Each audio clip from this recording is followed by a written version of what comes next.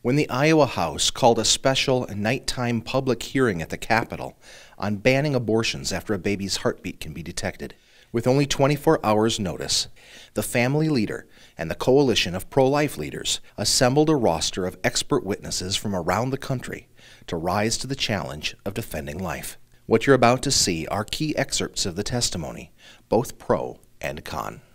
Ultrasound is a powerful tool for women to see the truth of what is going on inside their womb. I just always tell people we love women and we tell them the truth. I have had women say things to me like, I'm not going to stop that beating heart, or frequently, this changes everything. If the Creator mentioned in our declaration offers and deems a life should come forward, who are we to say he misunderstood? There is a broad spectrum of beliefs within the faith community regarding the beginning of life. We do not wish to debate that issue because, quite simply, our personal religious beliefs are not relevant to the legal debate. Since when do Christians get to force their beliefs on others? What gives you that authority? My faith believes that it can be life-giving for a woman to choose to end a pregnancy. I am here to speak on behalf of those who cannot speak, and what you all sitting here know to be true. When there is a heartbeat, there is a life. And if there is a life, that life deserves protection and the rights of all human beings. This is not an issue of religion. This is not an issue of circumstances of how a child was conceived or the world in which they will be born into. This is an issue of civil and human rights. She had a heartbeat. I saw it. I heard it. I felt her move. I felt her kick. I felt her up until the very day that she died. And she died because I chose to terminate the pregnancy. I don't believe a woman can remain unscathed after killing her child. At some point, usually after childbirth or the inability to get pregnant, the realization of what she did hits her. It wasn't until after my first child that I regretted my own abortion. I wish that there had been a heartbeat bill back then, or that it had not been so terribly easy to get an abortion. We have convinced our young women that an unplanned pregnancy is the worst thing that can happen to them, and that their right to reproductive freedom is more important than their baby's right to life. 53% of aborted women are engaged in drug and alcohol abuse. 56% develop suicidal feelings. 39% have eating disorders. 58% battle nightmares, and 86% of women deal with experience and rage, or experience anger and rage. The process of abortion included the sound of the suction machine, the sight of the torn bodies in the little glass bowl, the many empty faces of the moms, and it always ended in the death of a baby. A hardened heart is a necessity to work in the abortion industry. I had one, and it seemed so did those who work daily in the unit. To do abortions consistently, one has to tell themselves that they are doing a good work, that somehow the death of the baby helps the mother, all while ignoring the dismembered limbs and tiny body parts of the baby. I would like to give you examples that I've witnessed to highlight this bill's dangerous potential. A married woman with 3 young children visiting her physician and learning that she is newly pregnant at the same time she is diagnosed with a highly aggressive cancer.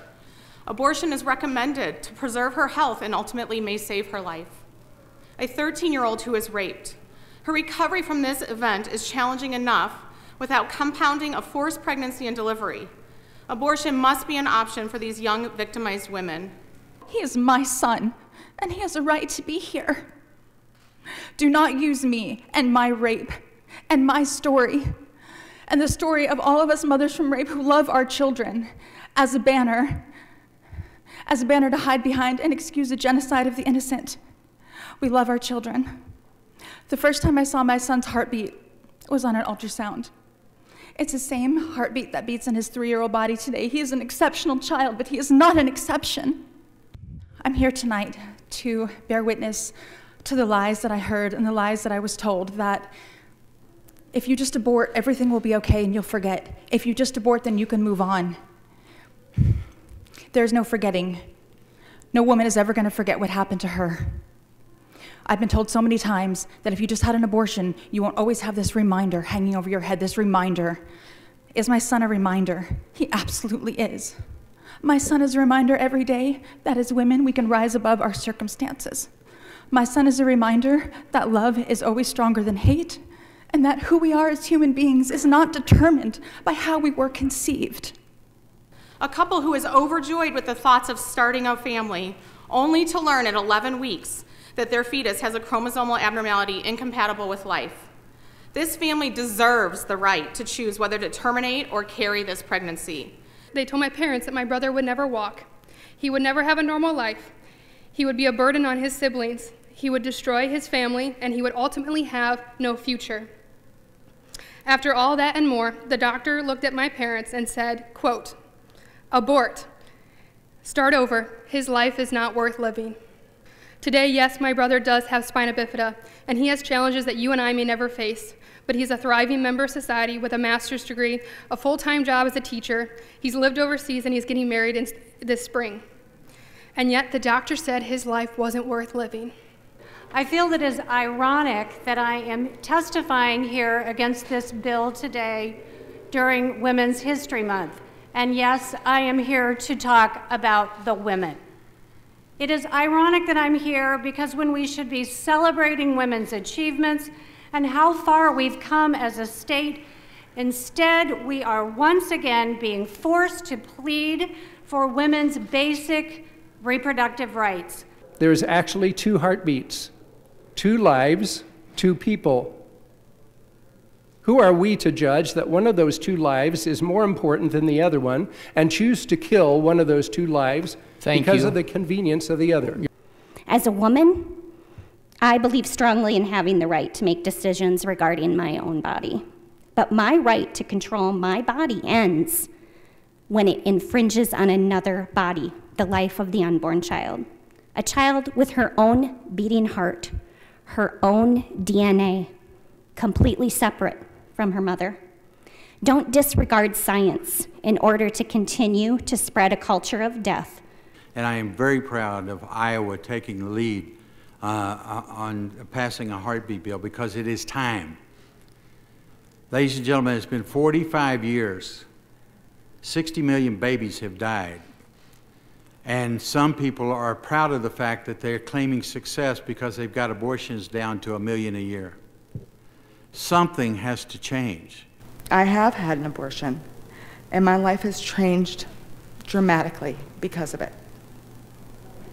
Growing up, I was always told that pregnancy in the early stages was just a bunch of cells. As a woman and as a mother of an unborn child, I can pretty much unequivocally say that that is not true. That is wrong. I hurt a life. I took a life. And some of the people that I've ministered to are women that have had abortions. And they come and they confide in me. And they'll say, you know what, I've never told anybody this, but 20 or 30 years ago, I had an abortion and I've kept it in and it just pours out. And the pain and the agony and the shame, and it just pours out. Now, the second thing that they'll say, if I could just go back, and just undo that. Now, the good news is with Jesus Christ, there's a way forward. We can't undo what's been done, but we can find forgiveness and healing through Jesus Christ.